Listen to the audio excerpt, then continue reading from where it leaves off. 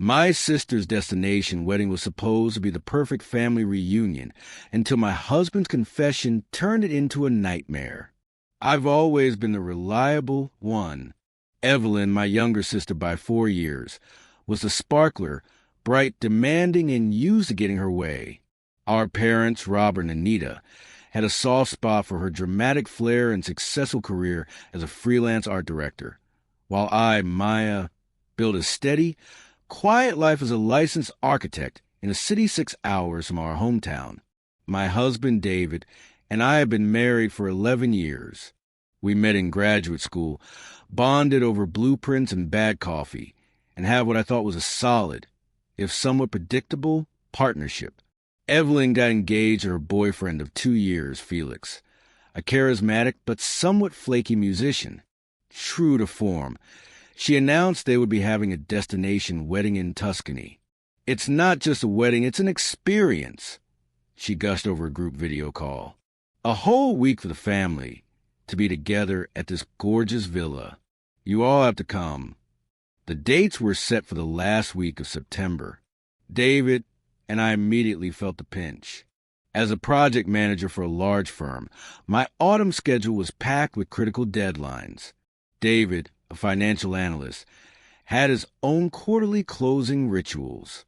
It wasn't just about taking a week off. It was about taking it during one of our busiest professional periods. We scraped, saved, and negotiated. I pushed the client presentation. David delegated like a man possessed. It was a strain, but she was my sister. We booked our flights, rented a car, and even brushed up on our rudimentary Italian. The villa was as stunning as the photos promised. A centuries-old stone farmhouse draped in wisteria, overlooking rolling hills of vineyards. My parents were beaming, finally seeing their babies together. Evelyn was in her element, orchestrating everyone like a film director. The trouble started on the third night. There was a long, wine-soaked dinner under a string of fairy lights. Laughter flowed easily. David, who'd been unusually quiet and checked his phone more than usual, drank a bit too much Amarone. Later, as we got ready for bed in our rustic chic room, I made an offhand comment about how beautiful Evelyn looked that evening. So blissfully in love. It's easy to look blissful when the entire world revolves around you, David muttered, his words slightly slurred. That's a bit harsh, I said, taking off my earrings. She's just excited. It's her wedding. No, Maya, he said, sitting heavily on the edge of the bed. It's always about her. Just like it's always about your parents making sure she's happy. Don't you ever get tired of being the backup dancer in someone else's life? The comment stung because it held a grain of truth I rarely acknowledged. What's gotten into you? We're here. We're doing this for family. You agreed. He looked at me then, his expression a messy cocktail of pity and resentment. I agreed because I had to, because in this family, saying no to Evelyn isn't an option. Just like it wasn't an option for you to miss your mother's 65th birthday last year when we had that merger going live, or to skip your dad's surprise fishing weekend that you had to plan entirely yourself. I'm tired, Maya. Tired of our life being scheduled around their guilt trips and her whims. This was more than just wedding stress. This was a fissure I hadn't seen forming. David, this isn't the time or place. We can talk about this when we get home. Home. He let out a bitter laugh. And when will that be? When Evelyn decides we've celebrated her enough. I'm done pretending. Pretending what? A cold dread began to seep into my stomach. He was silent for a long moment, staring at the terracotta tile floor. Pretending that this is enough. That we are enough. He took a shaky breath. I've met someone else, Maya. The words didn't compute at first. They hung in the air, mingling with the scent of lavender and old stone. What? Her name is Clara. She's in my cycling group. It started a few months ago. It's not serious. Well, it wasn't supposed to be. The confession tumbled out, fueled by wine and pent-up frustration. But she sees me. She asks about my day and actually listens. Her life isn't a series of obligations to other people. With her, I feel free. The room tilted. The beautiful Tuscan villa transformed into a gilded cage. My husband of 11 years, my partner in blueprints and bad coffee, had been having an affair, and he'd chosen to tell me here, now, in the middle of my sister's fairy tale wedding week. The sheer, breathtaking cruelty of the timing stole the air from my lungs. "You're telling me this here?" My voice was a whisper, brittle as dried clay. "It just came out," he said, not meeting my eyes. Seeing all this performance of perfect family, I couldn't keep pretending. "I'm sorry." Sorry. The word was so inadequate, it was almost funny. A hysterical laugh bubbled in my throat, but died there. I felt a profound, shattering stillness settle over me. All the scrambling, the sacrificed deadlines, the drained savings account, all to be trapped in a beautiful Italian prison with a man who had just broken our marriage. I didn't scream. I didn't cry. I just turned, walked to the bathroom, and locked the door. I sat on the cool floor, my back against the door, listening to the muffled sounds of the celebratory dinner still winding down below. I felt a strange detachment, as if I were observing the scene from a great height. The reliable Maya, the one who held things together. Well, things were broken now, and the pieces were too sharp to pick up. The next morning, David was wretched with a hangover and what seemed like genuine remorse. He backtracked, said it was the wine talking, that Clara meant nothing, that he was just stressed and lashed out. But the words were out. The image was seared into my mind. My husband finding solace and freedom with another woman while I managed spreadsheets and family logistics. I had to get through the wedding. For my parents, who would be devastated. For Evelyn, who would never forgive me for making a scene and stealing her spotlight. The irony was a bitter pill. My personal life was in ruins, and my primary concern was maintaining the family facade. David and I moved through the next 2 days like ghosts, exchanging only necessary words, sleeping with a canyon of space between us in the big bed. The smiles I plastered on for the family events felt like cracks in plaster. The wedding day itself was a masterpiece of Evelyn's design. She looked radiant. Felix looked adoring. As I stood as her matron of honor in my pale lavender dress, holding her bouquet, I felt like an actor in a play where I'd forgotten all my lines. David sat in the front row, his face a mask. During his toast at the reception, Felix thanked Evelyn for teaching him to demand joy from life. I took a long sip of Prosecco, the bubbles tasting like ash. The breaking point came the day after the wedding. We were all lounging by the pool, basking in the post-nuptial glow. Evelyn was opening some late-arrived gifts. My mother, Anita, sighed contentedly. "This has been just perfect, having my whole family here. It's all I've ever wanted." She looked at David and me. "You two seem a little quiet. Everything okay?" David opened his mouth, proud to offer another empty reassurance. But I spoke first. My voice was calm, clear, and carried across the sun-drenched patio. "David is having an affair," I said. The silence was instantaneous and absolute. The only sound was the distant hum of a cicada. My mother's hand flew to her mouth. My father, Robert, slowly put down his newspaper. Evelyn stared at me, her expression morphing from confusion to sheer, incandescent fury. "What?" My father finally managed. David had gone white. "Maya, please." "His name is Clara," I continued, the detached feeling returning. "She's in his cycling group. He told me 3 nights ago. He says he feels free with her." "You selfish bitch," Evelyn hissed, standing up. "You couldn't keep your miserable marital problems to yourself for 1 week?" "For my week?" You just had to ruin this, didn't you?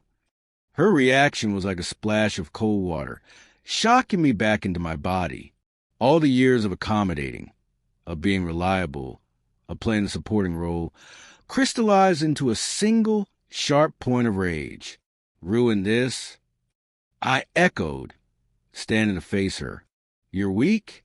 My marriage is over, Evelyn. He told me here, in the middle of your villa, and you're worried about your week?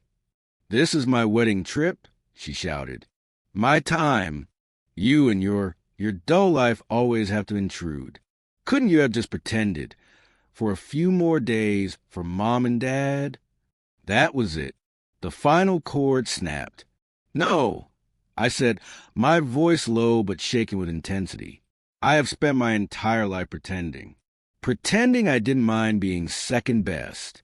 Pretending your needs were more important. Pretending my marriage was fine. I'm done pretending. I turned to my parents. I'm sorry you're hearing it like this, but I'm not sorry for saying it. I walked into the villa, packed my suitcase with methodical precision, and called a taxi to take me to the nearest train station. David followed me, pleading, but I didn't hear the words. My parents were in the hallway, my mother crying, my father looking lost. Maya, wait, let's talk about this, my father said. There's nothing to talk about right now. I said, zipping my bag shut. My husband is unfaithful. My sister is more concerned with her party than my heartbreak. I'm leaving. You're tearing this family apart. Evelyn yelled from the doorway. I stopped, my hand on my suitcase handle. I looked at her, at my parents, at David's anguished face behind them. No, I said quietly. It was already broken. I was just the only one trying to hold the pieces together. The taxi ride to the station was a blur of green hills and golden light that felt like a mockery. I took a train to Florence, then booked the first available flight home.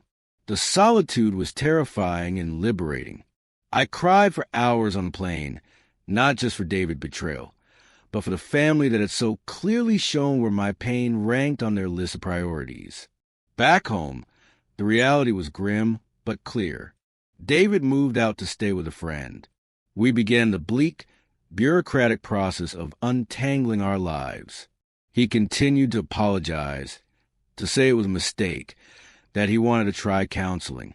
But the image of his confession in that sun-drenched room and Evelyn's furious face was a barrier I couldn't cross. The trust was not just broken. It had been incinerated. My family's reaction was a slow-motion disaster. Evelyn sent a blistering email accusing me of spectacular selfishness and intentionally destroying a precious family memory. She said I owed her and my parents an apology for my outburst. My parents were torn. My mother called, her voice thick with tears, saying, "Why did you have us say it there? We could have helped you work it out in private." Their primary concern seemed to be the scandal, the disruption of the happy family narrative, not the fact that their son-in-law had shattered their daughter. It was my brother Jason, who lived across the country, who called with unwavering support. "I've watched them do this to you for years," he said, his voice gentle. "Evelyn's the comet, and you're the steady ground everyone takes for granted. What David did is unforgivable, and their reaction is worse. You don't owe anyone an apology." His words were a lifeline. For months, I navigated divorce proceedings in a profound silence from my family. I threw myself into work, not as an escape, but as a reminder of who I was outside of being a daughter, a sister, a wife. I was a damn good architect. I started going to therapy, unraveling a lifetime of conditioning that taught me my value was in my utility to others. A year after the Tuscany catastrophe, as I had come to privately call it, I was in a different place. The divorce was finalized. I'd sold our shared home and bought a sleek, modern condo with a view of the city skyline. I'd reconnected with old friends, taken up pottery, and learned, slowly, to make decisions based solely on what I wanted, I received an invitation to Evelyn and Felix's first anniversary party, a casual barbecue at their new home. The thought of going sent a bolt of anxiety through me, but I also felt a new, steady strength. I decided to go, not for them, but for me, to show myself I could face it. The party was in full swing when I arrived.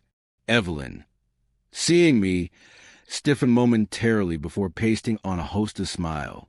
My parents hurried over, their hugs tinged with nervousness. It was all painfully polite. The moment of truth came as I was getting a drink. Evelyn sidled up to me, her voice low. "You look good," she said, a concession that seemed to cost her. "Thank you," I replied evenly. She hesitated, swirling the wine in her glass. Looked about Italy. I waited, saying nothing. "It was a bad time for everyone," she finally said, not quite meeting my eyes. "Maybe we could put behind us? For the family." I looked at her, my sister, who had always been the sun around which we all orbited. I thought of the lonely flights home, the therapy sessions, the quiet nights rebuilding a sense of self from the ground up. "No," I said, my voice calm. Her head snapped up, shocked.